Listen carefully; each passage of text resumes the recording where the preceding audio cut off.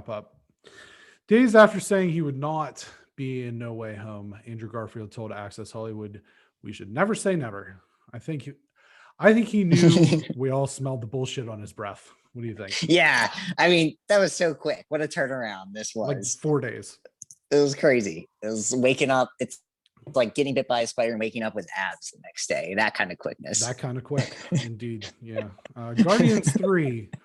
Guardians of the Galaxy 3 could be the last for Drax and the Drax actor Dave Bautista, who's been outspoken about some of the decisions Marvel has made over the years, including the firing and rehiring of James Gunn, and that no Guardians were given a solo Disney Plus project. I mean, I don't think that's actually going to happen because I also think, like, I mean, we'll probably get a Guardians thing down the road. It's just we have the next movie we are planning on, and I think all these shows are actually leading too. So yeah, in the holiday special, and so it's like one of those things too, where it's like, well, this is all kind of leading into the third movie. All these shows. I mean, I think a lot of what I've read is that the Guardians 3 is going to be like the huge game changer in this arc for Marvel. So, you know, I think this will change down the road. I hope so, because I really like him.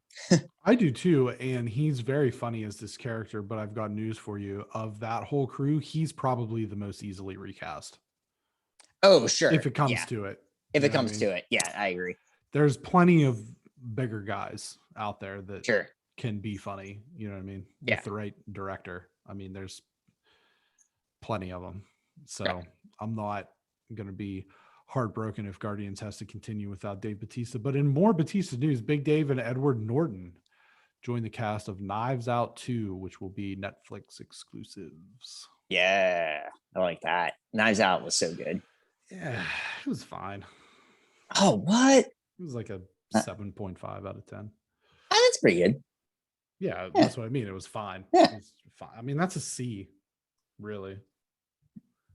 I guess. I might give it a B minus. Okay. It was like, as crazy hyped as it was, and I think that was the thing, was like I was expecting it to be better than I found it to be, because the hype was so big for it. And then when I finally got around to watching it, I was just like, this is just perfectly fine. So, okay. That's just my opinion. Seth Rogen says he will no longer work with James Franco after it came to light that Franco was accused of sexual misconduct in 2014 and again in 2018. Looking forward to reading his book. Just came out today, so that's exciting. Who, Seth Rogen? Seth Rogen, yeah. Okay. Yeah, I mean, this is just one of those things, and he has not worked with him since 2018. This was like a whole interview, and yeah, he said the proof is basically in the pudding. Was we had a falling out, and so that's one of those things. James Franco has been like completely off the radar, so yeah, that's what happens when you do things that you shouldn't do. Right. Venom 2 trailer dropped, and it was reported that the film does not, or I guess confirmed that the film does not take place in the Marvel Cinematic Universe. Did you watch the trailer? I did. I'm a big fan of Carnage, just in the comic books. Yeah, that's what you've that seen. old school video games. Yeah, right. So I'm pretty excited. I never even saw the first Venom. I need to actually go back and watch it. Me either. Ooh, sounds like a review. Yeah, it sounds like a review. I'm excited. This movie made, like, the first movie, there was nothing exciting about, but like seeing this Carnage and seeing like the way Tom Hardy acts in like the preview actually like made me kind of excited. Like, ooh, and there's like, it's like a cult classic now. It's like this new, like, not even a classic, but like this cult movie that people are super into. So I'm actually excited for it, and I love Carnage, and I love that Woody Harrelson is Carnage. Yeah, that's Woody very Harrelson cool. Yeah, it's completely unhinged. Yeah, that's gonna be great. Yes, I love Woody Harrelson. This will be this movie will be entertaining. Woody Harrelson, underrated. 100% agree. Yes, very underrated.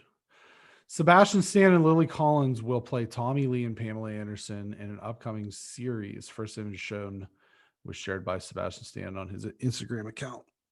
These images were hauntingly real, like especially Lily Collins. I mean, he is just, but Lily Collins, I'm like, that's Pam Anderson. Yeah. And she doesn't look like Pam Anderson like normally if you see her. Right. But the images of her is just like, holy smokes. You think they're going to do an episode on the infamous Home video. I read about this. So it takes place after this video comes out. Okay. And so it's supposed to be like a comedic take. Seth Rogen's in it. Some other like funny people were in it. So it's supposed to be like a comedic take on like what the after effects of this video coming out. So I think it's going to be really good. I mean, it's the person that directed I, Tonya. If you saw that, the Tonya Harding, okay, like sort of funny, but Sebastian Stan's in that too. Okay. It's good. It's very funny and awkward and weird, but the same guy directed that's directing this series. So I think that'll be, I mean, you know, Sebastian Stan's awesome. And there's no reason for me not to think this won't be anything other than good. What's it going to be on? Is it going to be on? I think it's Prime? Netflix. Oh, okay. Hulu. I'm sorry. Hulu. Oh, wow. Yep. There you go. Gal Gadot confirmed that Joss Whedon did indeed make threats to her during her threats to her career during the Justice League reshoots, and she took steps to have it stopped on the spot.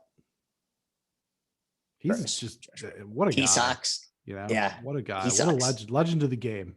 Yeah, Joss Whedon. In all the wrong ways. Right. He's like the I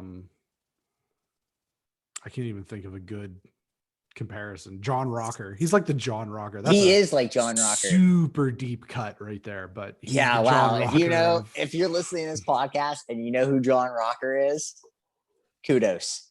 You get a point. Let us know. Just let us know in the, you know, on our Instagram or whatever. Let us know you got the John Rocker and you'll get a point. Well, I think that's fair. Just say what it is, but like don't say the most famous team. Say what his position was. Survivor. He was on Survivor. There you go. But this is actually a funny story. This is a quick aside. You met John Rocker? No, that would be I can't. I think it was Natalie that was on the challenge, and like she was like famous for saying "fuck you, John Rocker," like on Survivor. I think it was her. I remember that actually. I'm not 100% sure. I just remember someone saying that, but that's hilarious. Yes. Oh wait, you know what? It wasn't John Rocker. It was actually another. It was another former athlete. It was Brad Culpepper. Oh, that's right. It wasn't Natalie, but it was someone who said, "Fuck you, Brad Culpepper." So funny. The Green Knight, starring Dev Patel, gets its first trailer. Okay, I'm not like that excited about this movie. I like other people I know are like excited about this movie. I'm like, I got nothing for you. That didn't look good at all. No, it didn't. There's nothing about it that makes me excited. No, it didn't. It's just one of those things like I would love for this to be cool because of like the whole Arthurian legend and like it's such a cool like world. And I feel like that it hasn't been appropriately explored in the film space. Like we got the Clive Owen King Arthur movie and it's weird because it's like Sean Connery. It's the first night with Sean Connery and Richard Gere. But like the Clive Owen one is like the actual historical. Have you seen it? Yes, I have. Yeah. It's the historical King Arthur. So it is like the Romans and like the whole the real deal. Yeah, the Celts and the Saxons and all that. But yeah, then there's like the first night with Richard Gere and of course Sean Connery. But that's such a piece of literature or just storytelling in general that's just so ripe for somebody to do something awesome with it. I know he's got a lot on his plate, but you know who would be great? Jon Favreau. Oh yeah. Jon Favreau would definitely knock this out of the park. But yeah, Green Knight. Christopher Nolan should do it and just make everybody mad. You wouldn't be able to understand any of them. Finally, the Dutch director of the 2013 film Frankenstein's Army alleges that Capcom copied his monster design in the recently released Resident Evil Village. Did you? I looked at this. Click on it. Very similar. I did. Very similar. He's not wrong. He isn't. Yeah. But isn't the imitation? This is like the serious, highest form of flattery. I guess. Yeah. So not if it's just a complete ripoff. Yeah, it is a complete ripoff. He's not wrong. It's so funny. It is. real bad. That's the big game right now. It's already moved 3 million copies in about a week, and which is great. And I hope the people that are playing it love it. I will never play it because I'm a bitch and I don't play games like that. I like Resident Evil, but I probably still you won't wouldn't play it. like this shit. I don't think. I think it's too scary. I don't know. I mean, if you're into scary stuff, but I'm not. I'm into scary stuff, but honestly, like I have work nightmares at this point. So what do I need like more fuel in my fire? I don't think so. Yeah. I was sending some pictures to a friend of mine. I was like, check this out. Like, look at this horrifying thing. Look at this horrifying thing. It's like, I don't want that. I don't need that in my life. I guess. Well, and the other thing too, and I think we mentioned this on one of the episodes somewhere along the line, was Resident Evil 7's in VR. Like, could you imagine? No, I don't want that in my life. Nope. Yeah, with headphones on. Nope. Try that out. No. Mm-mm. Okay.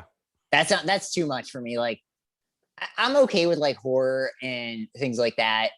The psychological stuff is actually more where it screws with me. Like, have you ever seen the movie Funny Games? But if I'm watching horror and it's like virtual reality horror, that's too much. That's going to get in your subconscious. That just is going to get into your subconscious if it's surrounding you.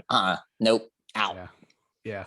No, I don't do well with I couldn't I made it through the first. I think it's widely considered Resident Evil 4 is the best one, and I had it for Wii, I think. And I made it through the first level, and then when it got like more than just shooting zombie villagers, I was like, nah, I'm good. Good. I'm a bounce. Not for me.